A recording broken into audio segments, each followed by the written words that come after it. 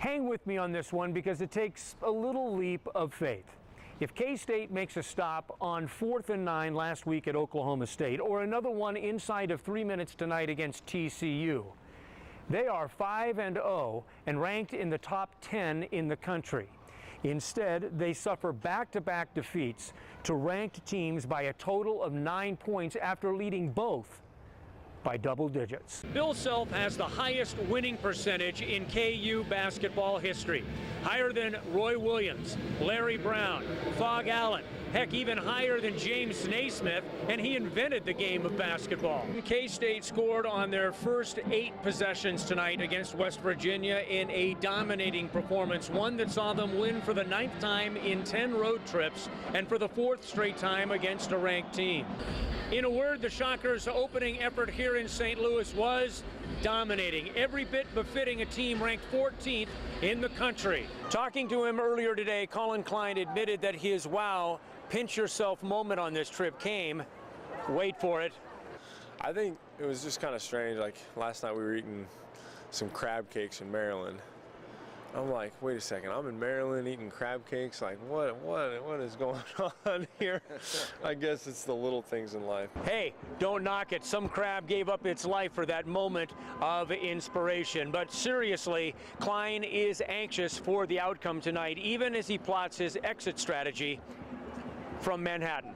Jen, obviously the focus was on the Final Four here on moving day at the Wichita Open, but early this morning, Wichita's Woody Austin went out and shot 4 under 67 to move into 25th place. So he'll have a chance to make a pretty good check tomorrow when he tees off just after 11 o'clock. Not the kind, though, that these guys are chasing. Roger Tambellini, leading through the first 2 rounds, simply could not get the putter going today. A double bogey at 15 really hurt on his way to an even par 71. He's 4 back, headed to Sunday. Round's over, and look forward to tomorrow, and maybe go hit a few putts and try and figure it out. And still I don't know what the scores were. I didn't really look at the leaderboards, but I still have an outside shot. Matt Goggin had just 1 bogey in a round of 66. The catalyst was this incredible hole out from the bunker at 7 for a miracle birdie. That was awesome. I mean, it was a really difficult shot, and I was just, it just crept in the front. So, I was just wrapped that it was just going to be an up and down, and then it fell in, and that was a real bonus. He'll start tomorrow with a 1-stroke lead over Kyle Thompson, who made birdie at 18 to get to 15 under par. And Troy Kelly, who was steady today, a 67, nothing special, but good enough to be right where both need to be, headed to the final 18. Oh, it's just close. It's nice to be close to the lead. Just in the final round, you just want to be close and have a chance to win on the last 9 holes. Like everybody says. But yeah, leading's great, but 1 shot back's a good spot too. It's tough. Matt's a great player, so no matter where he is, I've got to play great golf. He's number 1 on the money list for a reason. So, yeah, it's just great to to be in contention, with 18 to play. Goggin and Thompson play together again tomorrow, 10 minutes in front of Kelly and Scott Brown, who made eagle at 18 to get within 3 shots. You'd sooner be in front. It gives you the more shot cushion you get, the better. But it doesn't matter. This sort of a course when it's playing soft and the guys are going low. You just have to go out there and shoot 5 or 6 under again tomorrow, and that's what I have to do.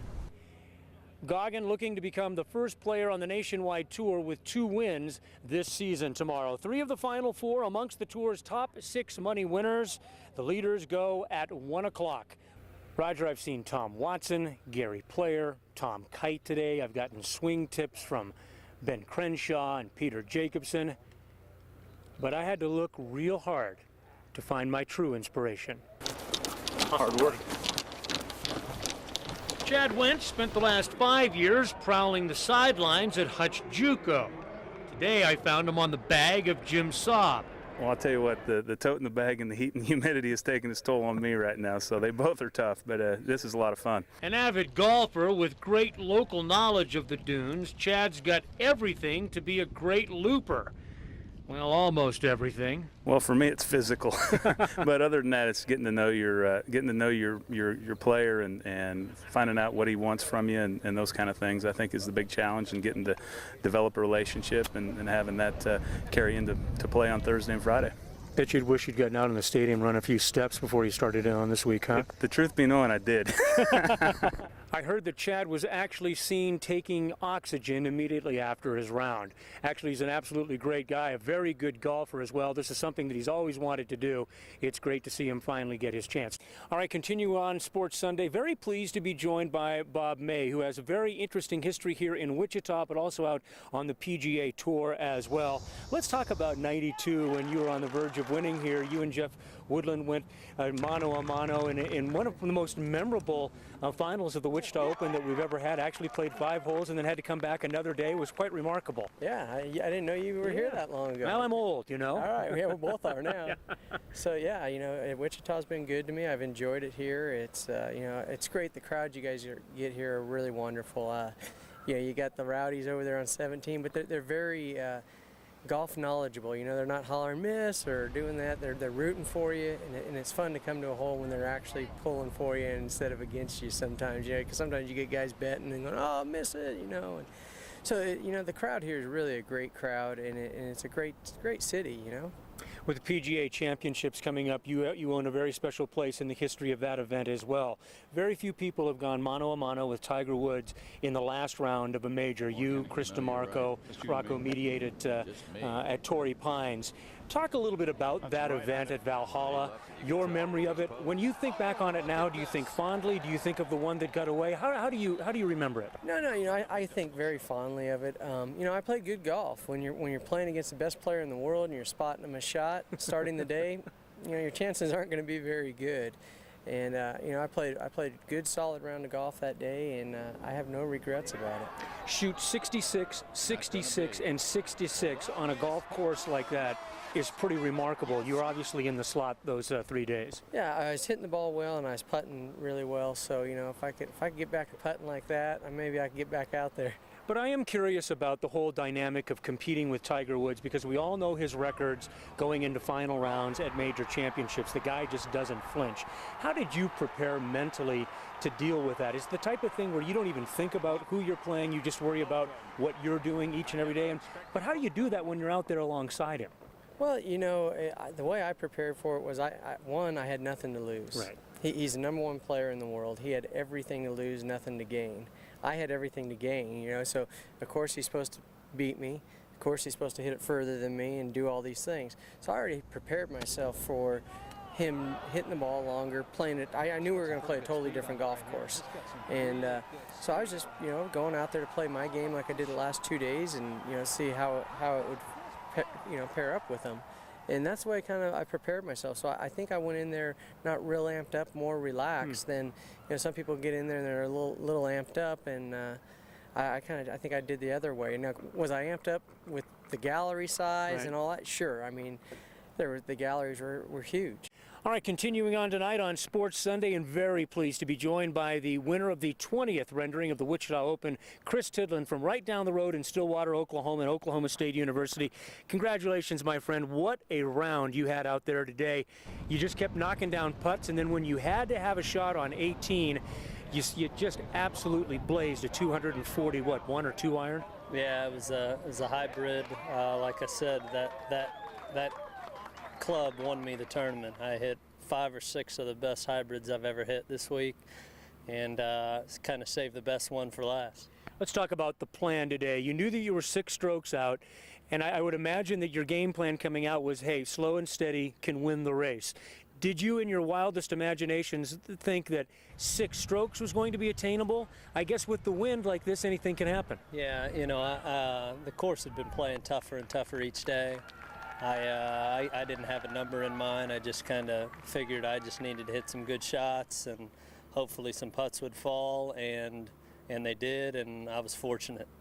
Being out in front of the leaders ended up being a good thing for you today because you actually put some pressure on them. When did you start feeling that you were in control of this thing, or at least in a position to be in control of this thing? Well, I didn't see a leaderboard all day. I had my work cut out for me with this course and the wind, and I didn't know how I stood until I hit my second shot into 18.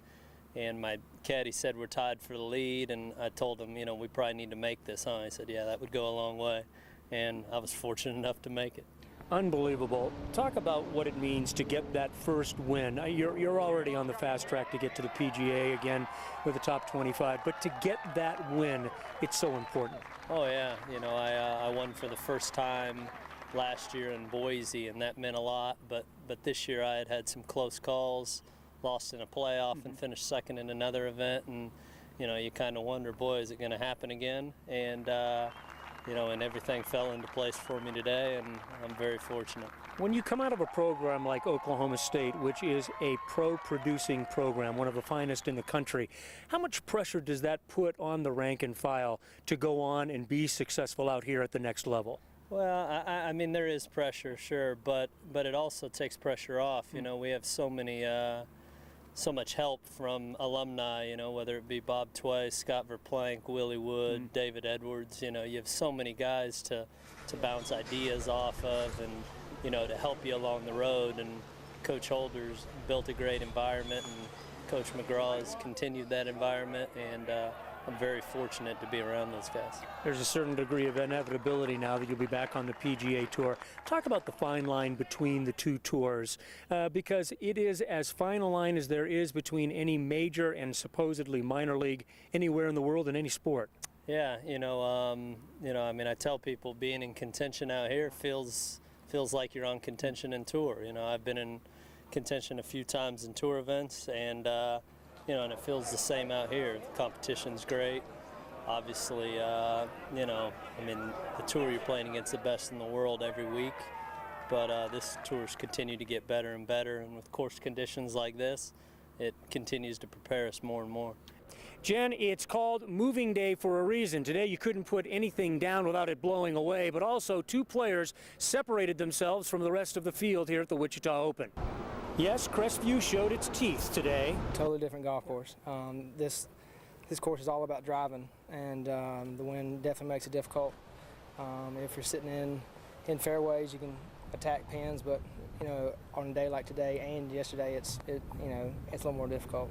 Over half of the 60 rounds were at par or worse today, so steady was today's catchword, or at least that was the goal. And it's a tough course, especially with the wind blowing this hard. You're gonna make mistakes, and you just gotta stay patient out there. You know, you don't have to get ahead of yourself or behind or get down. Vegas's round featured an eagle, 6 birdies, a double bogey, and 9 pars. Somehow, that all totaled 67 strokes, good for a 2-shot lead headed to tomorrow. Ugly. I mean, you don't know what's gonna happen tomorrow. It's just like any round. And like I said, I'm just gonna go tomorrow, keep having fun, and it should be a great day. Chad Collins will play in the final round with him, looking for more of what got him there today. You know, I was really pleased with today's round. That was my goal. You know, my goal every day, every week is to have a round without any bogeys, and to do it on a day like today was pretty sweet. So that'll be the game plan tomorrow. Any other challengers would have to come from at least 5 shots back. An unlikely prospect, but one never knows how the winds of fortune will blow tomorrow, only that they will indeed blow. Yeah, definitely there will be similar conditions, and I guess you just learn to stay patient and take what you can get, and really take advantage of the holes that you can downwind. And you know, just put yourself in position to make par on the real difficult ones, and maybe the crosswind holes that you're not really sure where the wind's coming from. The leaders tee off shortly before 1 o'clock tomorrow in the final round of the Wichita Open. Jen, the biggest question as the day started today was, how would Jonathan Vegas handle the first-time pressure of being the leader on a Sunday? Unfortunately, not well. A double bogey at 1 set a bad tone that he struggled to recover from, and in fact never did. By the time he put out at 8, Chad Collins had his first lead of the day, but suddenly he had plenty of company at the top of the leaderboard. Chris Tidland, starting 6 shots off the lead, was steady from start to finish, grabbing a share of the lead with his 4th birdie of the day to tie Collins here at 14. Dave Schultz, who blew a 3-stroke lead on Sunday last weekend in Ohio, was equally steady today, making a birdie at 15 to make it a 3-way tie with 3 holes left. So to 18 we go, where Tidland now with a killer from 240 yards out. What a shot to just under the flag at 20 feet. The ensuing putt was a dagger. Never left the line. The last of his 65 strokes on the day with an eagle for a 2-shot lead. Schultz in the group behind him had this 30-footer to tie it, but as it went by the hole, he had to settle for a second-place finish, 1 shot back. The last chance came to Collins, and that died at 18, pushing his drive to the right and his second to follow, settling for a tie for second as Chris Tidland comes from 6 shots back to win the Wichita Open. I had a buddy called me last night and said, hey, it looks like you might be playing for second. That guy's way out in front, so that kind of made me a little mad. But, you know, I knew, you know, a solid round, anything could happen out here, and I got off to a nice start. And in the middle of the round, I wasn't playing all that well, but the putts kept falling, and then finished off the round great. The win was worth $99,000 for Tidland and moves him second on the nationwide tour list, meaning that the PGA Tour will be beckoning the Oklahoma State star. We'll have much more on this coming up tonight in Sports Sunday.